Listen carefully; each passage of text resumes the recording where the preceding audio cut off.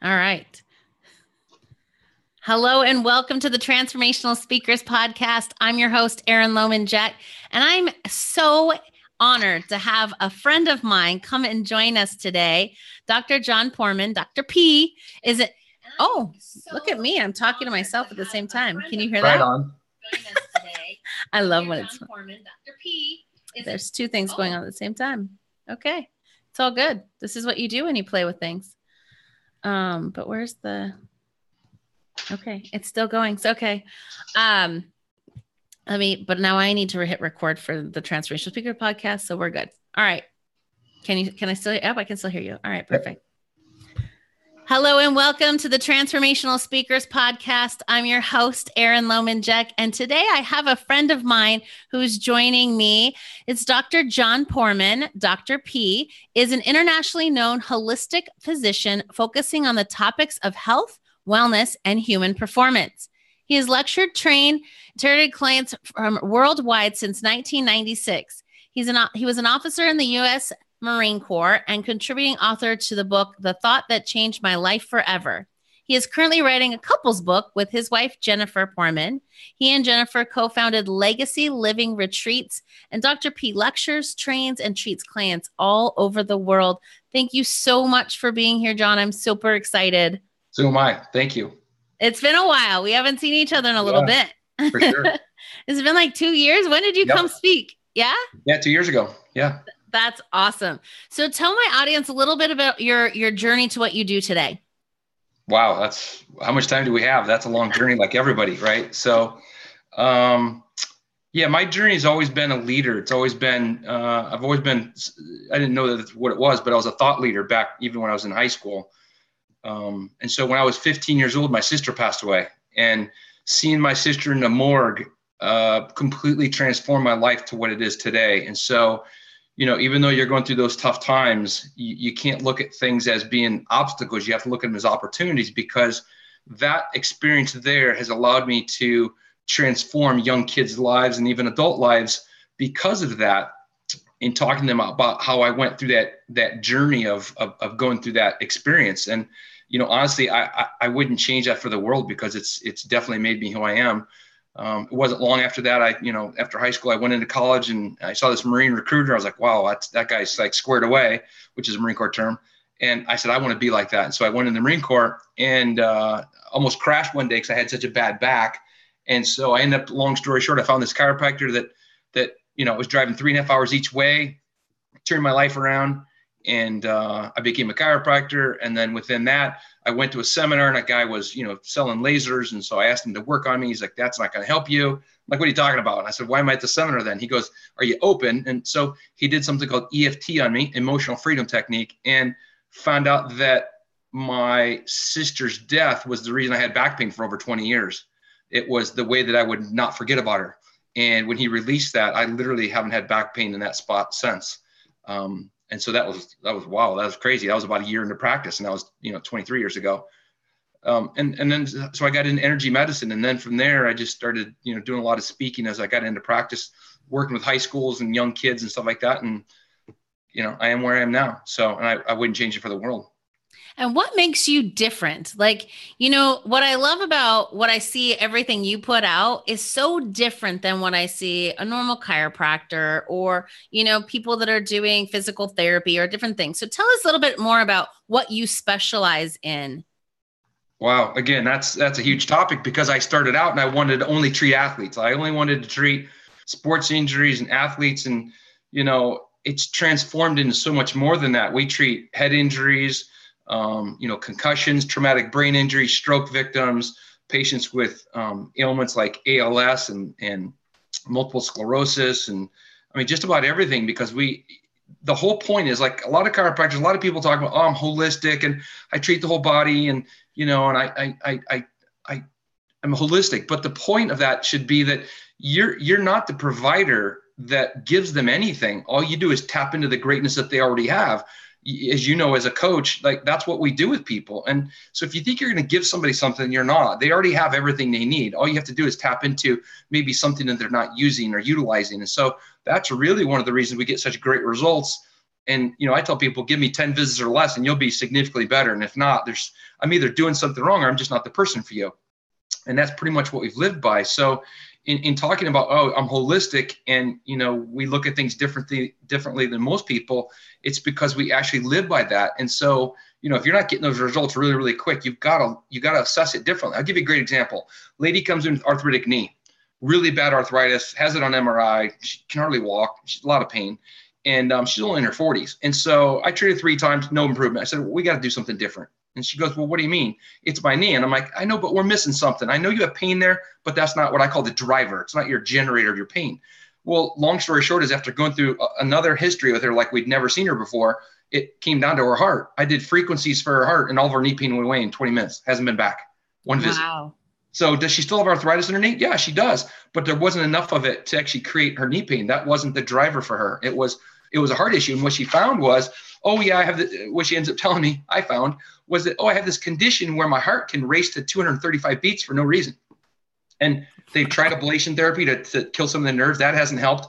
They've done different drugs. That kind of screwed me up and blah, blah, blah. But I didn't think to tell you that because I came with knee pain and I had a diagnosis of arthritis in my knee. So I thought I'd come to you and have you do some stuff with my knee, not even thinking about telling you about my heart. And I was like, wow, that's crazy. So that's more of a holistic approach. If you can tap into the greatness people have, you can see amazing results, whether it be physical, emotional, mental, you can see some amazing results. That's more to me of what holistic is. And not that everybody will be one visit, but you should see some results pretty quickly and not be that typical 40, 50, 60 visits like it is in my area. That's commonplace where people say, I'm going to the doctor, physical therapist, and I've been going for, 6 months or a year.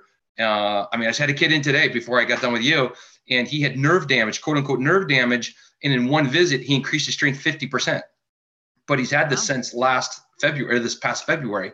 And they told me he wouldn't recover until next March.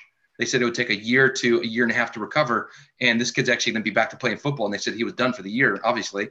He wouldn't even be back for next baseball season. So, but all I'm doing there is I'm tapping into the infinite potential that he has, whether it be nerve energy, whether it be mental energy, whether it be emotional energy. That's all I'm tapping into. So. Yeah. And I think that a lot of times we just take what a doctor tells us as the diagnosis, and then we believe it because they're the expert, and then we buy into it. So, like my mom was diagnosed with malignant melanoma, was given 9 to 12 months to live. And that was, I was 15 years old. So that's going to date me, but she's still alive today. And she cured an incurable cancer according to them. Right.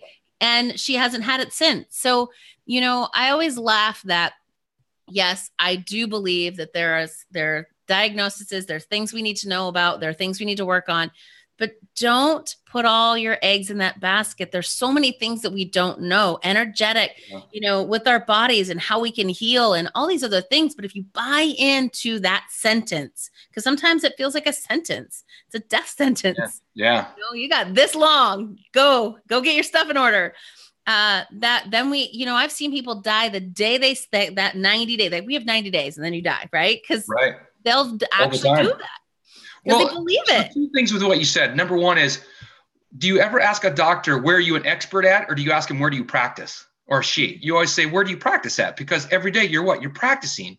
It's not like, and people talk about science. It's not science. It's loosely based in science. What makes it what gives it the secret sauce is that individual's ability to adapt it to the individual that's in front of them, to figure out how much is emotional, how much is nutritional, how much is, physical, as far as like the shoes that they wear, the position they sleep in, the way they work out, the chair they sit in, all those different aspects, and then the other aspect is that doctor means to teach and to educate. It doesn't mean to cure, to fix, to heal, to do surgery, to prescribe anything, even if it's nutritional. It means to listen to your patient, figure out what they're doing wrong, and to get them to do differently. And what they're doing right, you be a cheerleader for. It's really that simple. And to take in the full body, like you just even said, people come in thinking, okay, I'm coming for this thing, but there's so many things that are going on. It's almost like you need someone to look at all of it to understand where you are and balance it out. I have a naturopathic nutritionist, and she had, I had some adrenals that were low and I had this. And as soon as those things stopped, we got nutrition support for that. The rest of the stuff went away. Right. And so it's like it's kind of like a puzzle sometimes. You got to plug some things in and see what works, but not take it as like, this is definite. This is it. This is final. There's no such thing. Not when we have the power and the potential to do so much more. Yeah. And again, that's why they call it practice, right? So you try a dosage like that. I try one treatment.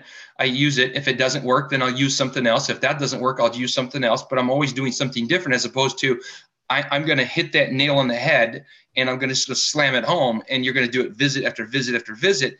Maybe I'm an anomaly, but I see amazing results in 1 or 2 visits with patients. And if I don't, then I don't look at it as there's something wrong with them or they're not doing something right, because most of my patients are very, very compliant. It's that I'm just not looking at them right, or I'm not using the right tools that I have. Or maybe I don't have the right tools and I need to send them to somebody else. And that's the other thing that I'm known for is, if I don't think I can help you, I'll tell you right out front. I've turned patients away, either 1, because I didn't think they really wanted to get better, or 2, I didn't think I really had the skill set that they needed. They might need a surgeon, or they might need someone that actually wants to hold their hand, which I don't want to do. I'm really good at knowing what I'm good at, what I'm not good at. So. Well, and I think that in coaching as well, like if people come to me, if I can't help you, I will find people that do. If I don't have the answer, I'll find somebody. Even if you are my client and then you want to talk about something I've never done, a virtual summit. I've never done a virtual summit from the producer side. And so if I was to put one on, I wouldn't, like if somebody asked me, I wouldn't know what to tell them, but right. I know people that could do that. Right. So it's knowing your strengths and playing to that, but also having the best interest of your client, your customer, top priority. Well, the thing is, we all have egos, but you have to at least minimize it to some degree. Everybody has an ego, and your focus should be like, this is the way I look at it. Think of like a bicycle wheel, and you have all the spokes. The patient should be in the center, not the doctor. But yet a lot of times the doctor wants to be in the center with everyone else on the outside looking in at how great they are, as opposed to the patients on the inside with the parents, the coaches, the trainers, the doctors, the psychiatrists, whatever, all them looking in, focusing on who? The patient, and helping the patient get better. And then at the same time, not wanting to take the credit, but just want them to get better.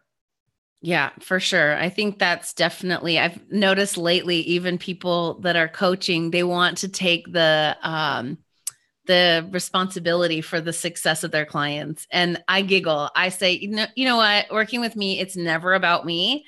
It is all about your message getting out to the world. It's, and if people would just stop wanting to take credit for everything. Well, what's funny? They take the credit, but they're not willing to take the blame. I just said this morning. Right? I said, they go, oh, you know what? You really helped me. I said, you know what? I'm not taking the credit. And she goes, why? You did this and this. I said, no. First of all I did is tap into what you have. And second of all, if I take the credit, I have to be willing to take the blame. And I'm not willing to take the blame. And she just, that's beautiful. I'm like, but I'm not. I'm really not. So if you get better, thank yourself. And if you don't get better, thank yourself, because it's on you, not me.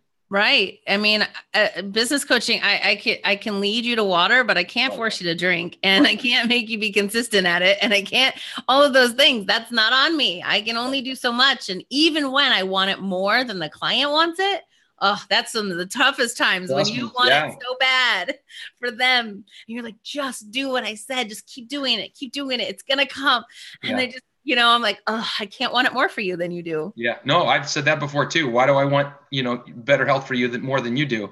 And sometimes that's the case. And then you just have to cut them loose and move on, because that's not a good fit for you or for them. So.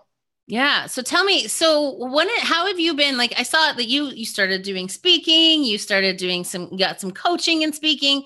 Tell us a little bit about that journey, because here you are, having this practice, and then going out there and deciding, hey, I should get out there more. How could I? What were the thought processes you had, and how did you go about that?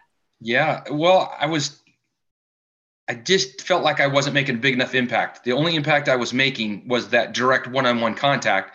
And so I wasn't able to leverage the skill set that I have. And so I love being in front of people. I love helping people through their journey. I love helping people transform their lives. And so I thought the best way to do that would be to get to bigger numbers.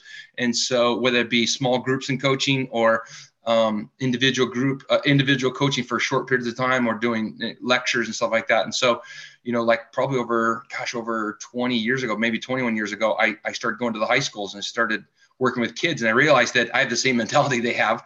I'm immature like they are, even though I'm 53. And I get along with people that have a young mindset, because I love what I do. Like, on my board in my clinic, it says, find your calling.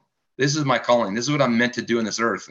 Nothing else. And if I had to do something else, like if I was a bus driver, I mean, I would be the best damn bus driver there is. I can tell you that, because I love what I do, and I feel blessed with everything I've been given in my life. But I just love working with people.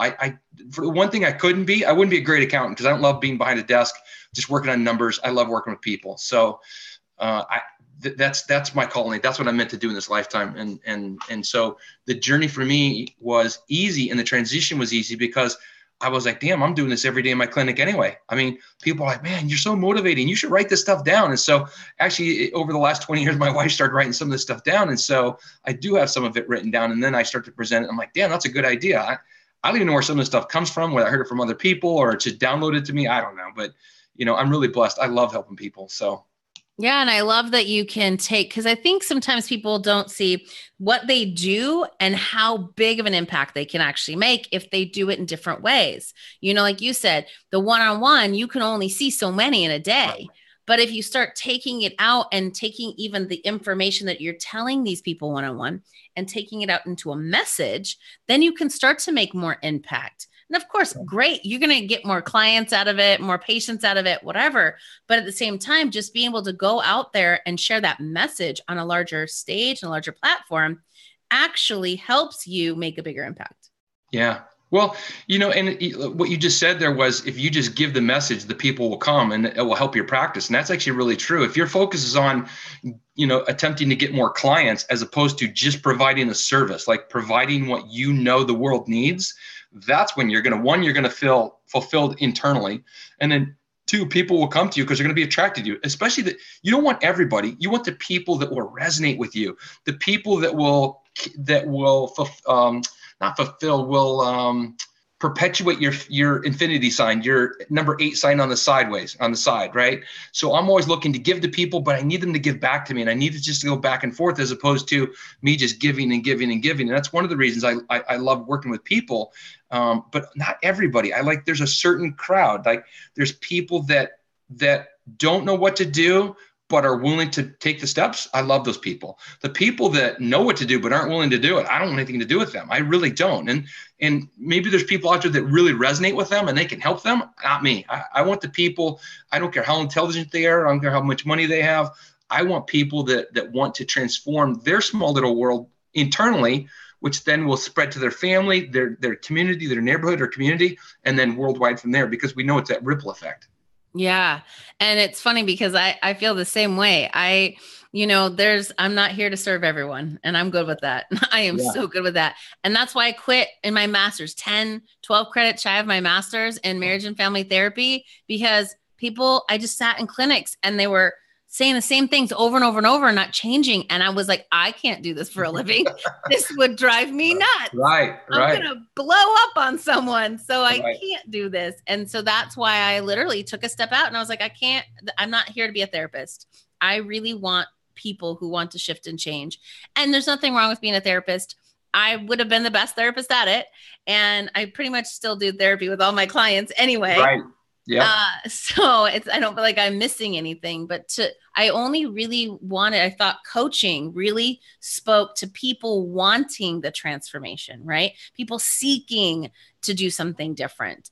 And I was like, that sounds more like what I want to do. So I'm with you on that. I don't want people who don't want to shift and change. No, and it's the same thing in my clinic. I haven't advertised the entire 23 years I've been in practice, because I want people that search to find me or looking for solutions, or trying to find somebody that really, really will care for them. And I've been in cash practice for 23 years too, for the same reason. And you start out a little lean in the beginning, but I'll tell you what, it really thins the herd, and you don't go, oh gosh, I don't want Susie to come in tomorrow. You really look forward to seeing those people, as opposed to looking at your schedule and going, oh my gosh, I got to treat those people.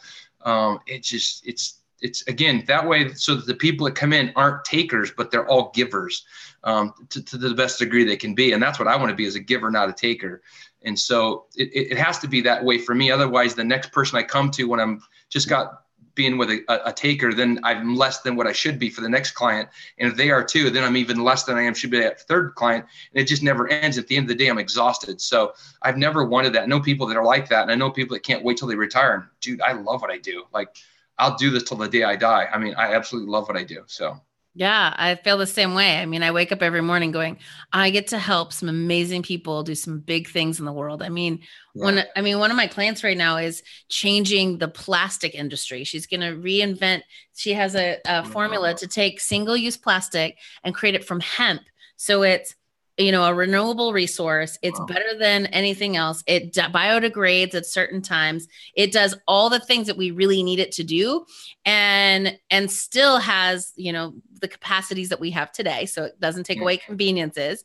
And I'm like, wow, if we can take away the plastics on the planet, I mean, this is going to affect generations. Correct. Yeah. And I mean, how cool is it that I just get to even be with her? You know? Yeah, right. That's just the cool part. Yeah. She calls me, like, we talk. I'm like, I know her, and it's because it's the big things that people are doing. That's what excites me. Like, it doesn't even matter what they're speaking on. It's the effects that they get to make on the planet. It's awesome. Yeah. Yeah, we need more people like that. And I always talk to my patients about, I would draw you a picture, and it would be a box. It would be a little guy inside, a little stick figure with a little bubble coming out of his head because he's thinking. And then I go, what is he doing? They go, thinking inside the box. Great. Then you draw another box, and he's outside the box, and he's thinking. You go, what's he doing? They go, outside the box. He's thinking outside the box. I go, but what are they both tethered to? And you draw a line. It's because they're both in relationship. They're still tethered to the box. So the idea is take the box away and just think, and just be a free thinker. Critically think about your life and the planet's life, and your friends, and think about what can you really do to make a huge difference in this world, as opposed to continuing doing what you've always done, because that doesn't work anymore. Right. So I love the fact that that gal's like, wow, that's wide open. I love that. Yeah. Oh, it's amazing. There's some really cool things I get to be a part of. And I tell people, I said this today, there's some really, really smart people in this world. Like, you look at MIT and Stanford and some of these other places. I mean, there's some really smart people in this world. And what we need to do is realize, like you said earlier, is that we really don't tap into much of what it is we have in this world, whether it be resources or whether it be intelligence, the neurons that we have in our brain. Man, if we can surround ourselves with people smarter than us, that's a good day. When I'm the smartest person in the room, that's not a good day for me, because I didn't learn anything that day, Right.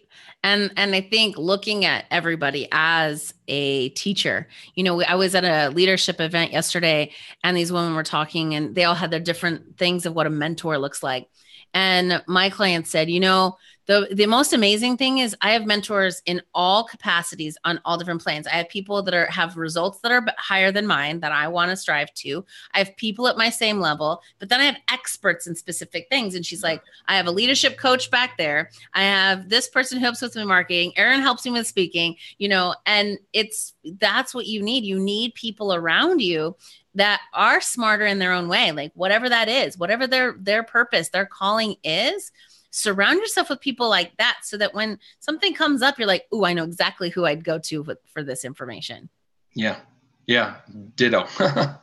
So I know you've done a lot of personal development and working on yourself. Like, this is something. I mean, I spend a lot of money on myself in personal development. Oh, I know. Yeah. So tell me some of the main things that are like pillars in your life that really help you live more present and more in your calling every day. Wow. Jeez. Again, you could go in a million directions. Probably the number one thing would be that I talk to all my patients about is the difference between being responsible and blame. Because responsible means, do you have the ability to respond, right? As opposed to the victim mode of, I mean, it's so empowering to know that, hey, if my life is crap, or if I didn't get the result that I wanted, all I have to do is look at me and the result will change, as opposed to it's some outside force I have no control over. That's so disempowering. Like, I don't want that. And so I tell people, even if I'm wrong, right? Even if I'm wrong and the people who have taught me these concepts are wrong, it just feels better to feel like I have the ability to make a difference in my own life and others with the choices that I make. And that if I change the choices, I could end up with a different result. As opposed to, things just happen to you. Now, I agree there's natural disasters and there's things that do happen in our life we don't have control over. But in the end, I still have control because it's how I respond to that. It's not so much what happens to us, it's how we respond. So one of the other quotes I have on my wall is, circumstances don't make us, they reveal us. And I find that really true. You find that with athletes. You find that when they win a game or lose a game, all of a sudden they become this different person. No, that's who they were. You just somehow, that situation magnified who they were. So that's probably the biggest one I'd say would be the idea between responsibility and blame. The other one would be, do you look at life through a window or at a mirror? So when things happen to me, am I looking out the window going, it's all their fault? Or am I looking at the mirror going, wow, what did I do wrong? Because I can tell you, before these concepts, I knew these concepts, I would look at my life that wasn't going the way I wanted to, could be in my clinic or personal. And I was always looking out the window and it didn't change. And my buddy said, well, it's all on you, right? I was so pissed. I'm like, what are you talking about? It's all on me. He goes, you need to look at, like, you're the one in control. You're the one creating this. I'm like, what are you creating? They did that. They did this. They did this. He goes, I know, but why did you attract them into your life? I'm like, dude, I didn't attract them into my life. He's like, think about it. Just think about it. I know you're pissed. Think about it. Took me a couple of days and I went back. And I'm like, all right, you got to explain this to me because I really don't know what you're saying, but I want to know more because I'm kind of intrigued. If I could make a difference with this, I would love to know that. And so he taught me, I was like, wow, that was really interesting. And so that kind of started me on my journey with that. And so, as you know, every time you go to a personal development class, you're just developing farther and farther and farther. There's no end. It's not an end result. It's a journey. That's what I love about it, right? It's a journey. It's not an end result. I'm not attempting to achieve anything like the end result. I'm just attempting to be better today than I was yesterday in some specific manner, whatever goal I put up there. And in the end, I have a vision of what it is I want my life to be. Yeah. And I think, it's so fun to watch the people who you bring into your life, who you attract into your life. And you're like, oh, what is this one about? I mean, for me, I get excited. Like, oh, things are getting tough. I don't like that part, right? Of course, the breakdown sucks and nobody likes that part. Yeah. But then I get excited because then I know, ooh, whatever's on the other side of this right now, it's going to be big because this is really painful. This sucks. Right. But you can take it that way. Or you could just be like, oh, my life sucks. I'm miserable. Oh, yeah, this is always how my life is. It's always bad. It's always this. Instead, turn around and go, okay, what can I learn from this? And what I always think is, why am I learning this? Because I'm looking back at my customers and clients who are a couple steps behind me, right? I'm learning something so I can tell them to teach them. Right. I'm going through this now because when I'm done with this, it's going to be a great story. Yeah. Well, I look at the times of my life, so my sister passed away when I was 15. And then when I was 16, I made the varsity basketball team and I was like the star on our team, but I wasn't playing very well during basketball season because it was during the time that, my sister had passed away and it was about a week away. And I was playing really poorly and my coach blows the whistle and he goes, hey, Porman, put on the basketball, go stand in the corner and think about your dead sister. And I was like, wow. Go in a corner and I'm crying and stuff. And he comes over, he goes, you're this and that, blah, blah, blah. I'm like, dude, I'm not crying because of you. I'm crying because last year when she passed away and I was looking at her in the casket, I said, I would be a guide and a beacon just like she was to people. And I haven't lived up to that.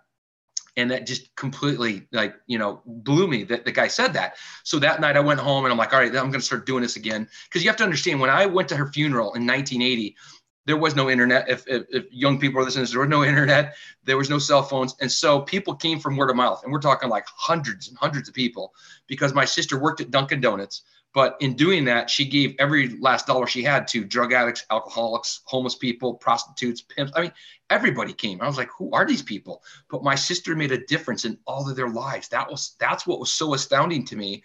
And that's what started me on my journey. And so the next day I come back and I'm like, I'm super positive and I'm playing great and everything. And I snap my ankle. I'm like, you got to be freaking kidding me. So I come back and he says, well, what do you have a cast on for? I said, because I broke my ankle. He goes, well, you're going to cut it off, right? I'm like, what do you mean cut it off? He goes, well, we need you. I'm like, dude, I can't cut it off. Sorry, but I growth plate. I'm only 16 years old. And he's like, no, if you don't cut it off, you quit. What? So I'm thinking, nah, that's not going to happen. So I don't cut it off. Next year I come back out after football and he calls me over. He says, what are you doing? I said, well, what do you mean? It's basketball season. Football got over yesterday, so I'm coming out for basketball. No, you quit last year, remember? I'm like, what are you talking about? So I'm crying, and he's like, no, you're not going to get on the team. And I'm like, begging him, fine, I'll let you on the team, but you can't play unless everybody else falls out. And I'm going, he's not going to do that because I'm the best player on this team. He did that for the next 2 years. Yeah. And so I use that experience and that quote unquote obstacle, I think of it as an opportunity, and my sister's passing at the same time, to tell young kids and adults, like, look at the things that I had to overcome, but look at the great nugget of gold that came out of that experience. Like, I wouldn't trade that for the world, because now I can tell kids, do you play the sport because, or like if it's a job, are you doing it for the money, or are you doing it because you love what you do and you love helping people? Are you playing your sport because you're getting to play? Or you playing your sport because you absolutely love it? I said, I did for 2 years. I never got to play until everybody else found out. True story. But yet I still had a smile. I laughed. I didn't screw around, but I had a really good time. And I still was a leader of my team, even though I didn't get to play, because he was trying to prove something to me. And I didn't end up playing college basketball because of him. And I was being recruited by other high schools to come play for them. And I said, but if I leave, he wins. We'll never go anywhere. Well, I'm glad I didn't, because look at the life that I have now. So, I just look back on that and go, man, I'm so glad that happened to me, where my family, the rest of my family, were all victims. They couldn't understand why that experience happened to them in a bad way, where I was trying to figure out, like, what am I supposed to learn from this? Yeah, it's so funny. We've never even had this conversation, but I had the exact same experience in high school. Wow. I played volleyball. I was always a couple steps behind because I didn't play till after my dad passed and we moved. And then I was just, it wasn't the fastest. But then when I played softball, I was really good. And when I started, we went from slow pitch to fast pitch, and I was catching for a girl who was learning. She was learning the fast pitch, but she was a slow pitch pitcher. They figured that was the easiest conversion, which made no sense now. But it was a brand new sport, for in my little hometown. So then, during lunchtime, she stopped. Like, everyone's sitting around, like, I want to try this. This looks fun. So I picked up the ball and I immediately threw 60 miles an hour. Oh my God. And everyone was like, whoa, how long have you been throwing? And I was like, that was my first time. Yeah. And they're like, you need to catch. She's going to pitch. But then the coach's daughter was the pitcher. So guess who didn't get to play as much? And I'll never forget, I would show up every single day, play hard, play with my team, love them. And I could never prove myself enough to my coach. And it was funny. I used to even have dads that would come out, since my dad had passed when I was a child. I remember I had a police officer with the gun, with like clocking my pitches. Yeah. And then I would hang a towel up. If no one was there to help catch, I would hang up a towel and I would pitch to the towel. And I just was always doing that. And I had people from all their cities looking. They're like, you need to be playing with us. You need to come. I'm like, that's 45-minute drive to go to school every day. It's not happening, But it's funny because the day she took one in the face, and I sat on the bench and I said, I'm sorry. I don't know what you should do about that. And my mom stood behind me and I was like, I'm not good enough. You keep telling me I'm not good enough. Wow. And she had to go back out there. And inside it killed me as well, because there was a part of me that was like, oh, I'll just go out and play. But I was like, no, you know what? This is what I'm going to stand my ground. And I can't believe I did that at 17 years old or whatever. But, and it just cracks me up, because now, and also in volleyball, I was told I was too fat at 125 pounds. Gosh. I am an amazing coach. I mean, I'm an amazing sport coach too, but I'm an amazing coach because I know how I wanted to be treated, and I never was. And so I was always the best at, I always looked at when we had to do cuts, I would do special things. I would try to give those girls opportunities. I'd say, hey, you didn't make the team, but if you want to practice with us every single day as if you're on the team, because I can only roster this many, but you can show up every single day if it's something that you love, and maybe you'll be good enough next year. Maybe it'll be enough next year or whatever. And so it was, but it's like those things, it's because I went through it. Right. And it's all those things in our lives. Those are the things that make us unique. And it's what we're here to teach others. Yeah. Yeah, we all have experiences that we should learn from, and we can teach others. And if we don't, then, we didn't learn it, shame on us. And if we don't share it with others, even more so of a shame on us, because there's something you can learn from everything, whether it be positive or negative, things you learned about it that you want to continue, or things you wouldn't want to do, from your own experience or from other people's experiences, for sure. Yeah. So tell me about this new book you're writing. So it's a couples book, and it's about power couples and how couples, what they do to stay together. And the funny thing is that if you look at every great couple, I'm not talking about people that are together for 30 years that never talk to each other and all that. I'm talking about people that have extraordinary relationships. They've all had to overcome something like pretty severe, whether it be one of the police officers that we have that was rear-ended from behind, his car caught on fire, and he's had over 60 plus surgeries on his face and body. Wow. We've got another one where he lost all 4 limbs in the Gulf War. So, I mean, everybody's gone through things. And so when you look at that and you go, wow, like everybody goes through trials and tribulations, but do you push each other away, or do you pull each other closer together? Do you raise each other up? In any relationship, do you raise each other up? Are you pulling each other up the side of the mountain, or are you stepping on top of one to get on top of the mountain? And that's the way all relationships are. So it's not even really necessarily about couples. It is, but it's really about relationships in general. So I'm really excited about it because it's going to be awesome. I mean, my wife is an amazing human being. You know her. So one of the most amazing, that's how I know you, one of the most amazing people I know. And so she teaches me every day. She's one of my mentors and my guides, and when I step out and I'm not in alignment with what I really believe in, then, and what I want to be, then she calls me out, which is awesome. Get pissed sometimes, right? As we all do. Right. And then you realize, okay, yeah, you're right. And you get back to what you should be doing and being the person you should be in life. So, and we all need that, because if you don't have that, then you think you're doing well until someone shows you the mirror and you're like, whoa, geez, that's not how I'm showing up. That's not how I want to show up. Exactly. So. Well, and it's funny because I don't think I've really shared this from stage ever or shared it publicly, but between my 2 children, we had a miscarriage, and my husband and I were at odds. We were really at a place the D word was thrown out, and that's like a bad word in our house. And I don't even say the word, see? And it's so funny because we were at odds at the time. And then when we got the news that the baby wasn't viable and we had to, we would have to do something, I remember thinking, we were literally like, oh man, you just need to find another place to live. I can't be with you right now. And and when that was there, I thought, in these tough times, who do you want to, be there for you? Because eventually our parents are going to die. Our siblings might die. There's so many other things, right? Who do you want to stand next to and share that with? And who is, I almost think like, who's worthy enough to stand next to me to do that? Like, who do I honor enough that will allow me to be in that space at that time, or allow them to be in that space? And I remember thinking, I want to be able to come home and share the good, the bad, everything with this man. And so it really brought us together. So, it's, it kind of seems weird to say, but it really the miscarriage saved our marriage. Yeah. Well, that's, again, circumstances don't make us, they reveal us. And so it revealed to the both of you who you really are and who you really want to be with.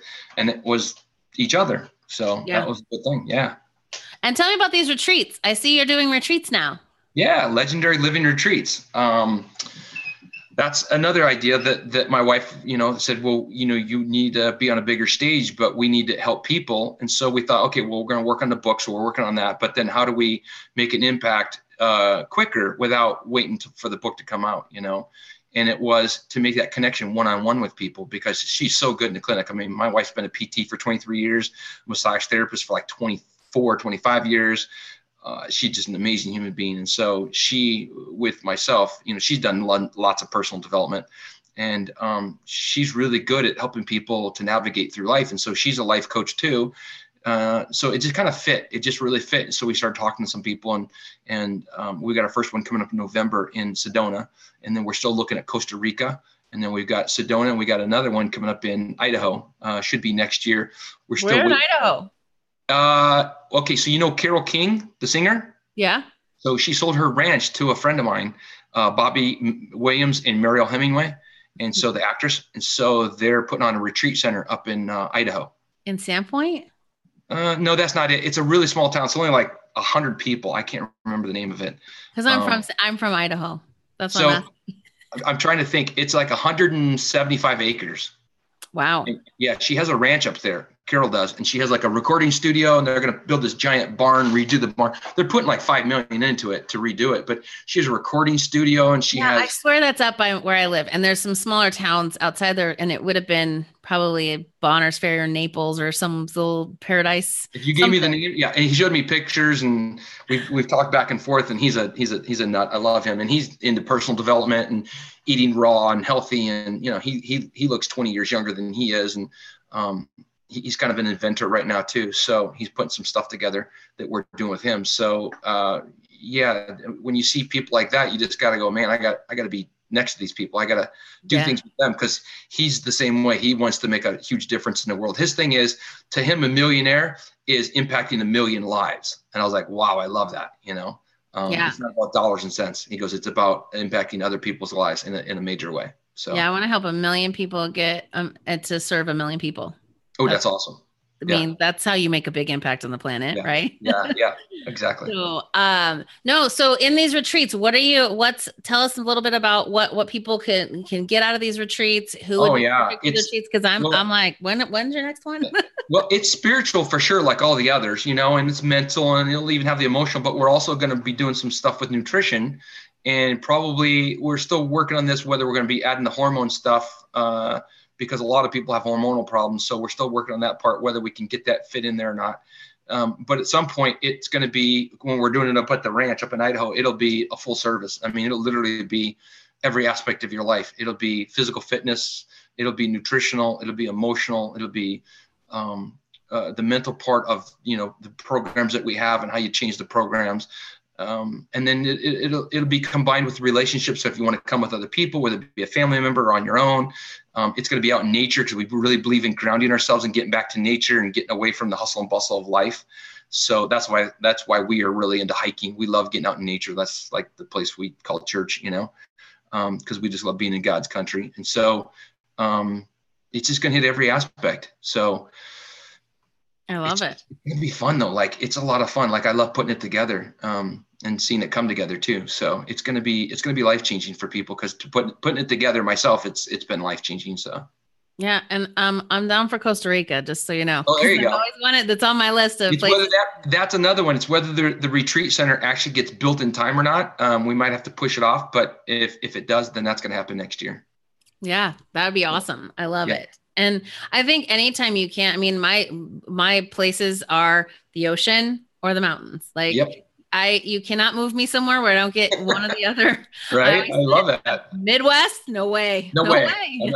Do they have mountains? No, that's right. They don't. That's right.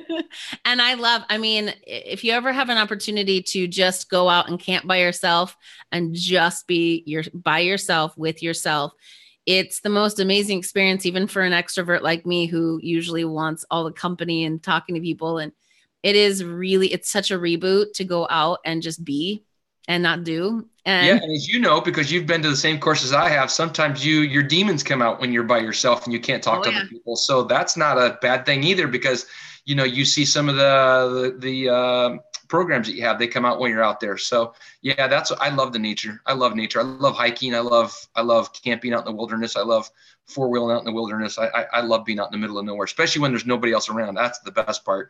When you've gotten to places nobody else and you don't see anybody for days, that's when I like it. That's the best part. Yeah. And I love even taking my kids. Now my kids love camping. We took Sophia, she's 3. We just took her camping for the first time. Oh, geez. And she loved it. She loved the tent. That was so cool. And I was worried about, like, is it going to be too cold?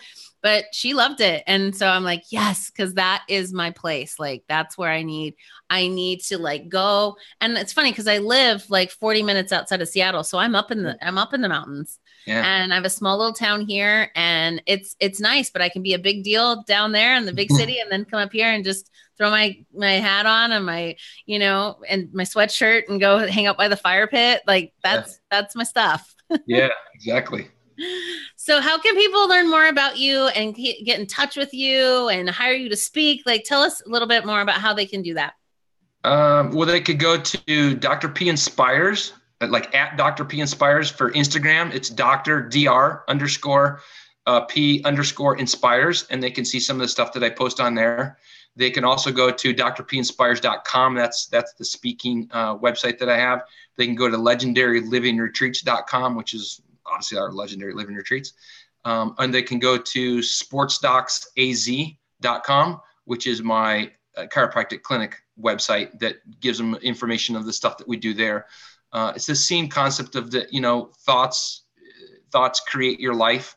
And so it's about frequencies, and the frequency that you give off and the frequencies you attract. And it's the same thing in my clinic. If I find the right frequency for the tissue and I find the right frequency for the condition, it's miraculous. Like whether it be the brain or whether it be the heart or whether it be a joint. I mean, it helps people tremendously because it's all about frequency therapy. So whether we use radio frequencies, electrical frequencies, sound frequencies, we're just doing everything we do pretty much. And then when we teach, we're teaching people about frequencies. What frequency are you giving off? What's the vibe you're giving off? And what is it you're trying to attract into your life? And if you don't match that up, if you're attracting something you don't want, then you can't be giving off the right vibe, right? So you're not giving off the right frequency or energy. So yeah. So if they get on any of those sites and get a hold of me, I'll get back to them on any of those. Yeah. Awesome. Well, I love that. Any last tidbits of advice that you would give other speakers, authors, coaches, thought leaders today? Wow. Be yourself. So my tagline is this: why just do it when you can be legendary? There's a lot of people that go out and are, let's say they're even, so if you're a speaker, great. So that's great. You're a speaker. So you're kind of like uncommon among common people, because not many people are speakers in up on stage, and that, whether it be in front of 5 people or 100 people or 1,000 people. So you're uncommon among common people, but that's not that hard. What you want to be is uncommon among uncommon people. So you want to be the best of the best. So why not be legendary instead of just average or ordinary, even within your own peers? So if you're a speaker, step it up to the next level and be the very best speaker you can. And so I know some speakers that are actually very well known that talk about experiences they've never had, that they buy them. And I just don't get that. Like, I get you want to make an impact, but you have to be authentic. You already know that. I know who you are, and it's about being authentic. So don't embellish your story. Don't make your story, especially don't talk about, if you had a grandma that passed away when you didn't even know your grandma, or you talked about your dad died when you were like 10 and you never knew your dad, or your dad's still alive, or I don't know. I've heard some crazy stories, trying to make an impact, because when people find out you're a phony, then they go, well, gosh, what part do I believe? So my thing is, be authentic, be yourself, because you're definitely more than enough. Just be yourself and share the stories that you have, because people want to know about your story, and they want to know how you overcame the stuff that you overcame. And the other thing is just lay it out there, have a good time. This life is about enjoying yourself. So it's about experiences, and it's about connections with other people. So I want to go out and have great experiences and get to do different things and travel the world and stuff. But more than that is, I want to make connections with people and do that with a group of people and not by myself. Yeah. Well, thank you so much for joining us, and tune into the next podcast, and we'll see you on stage. Awesome. Thank you. Okay, hold on a sec.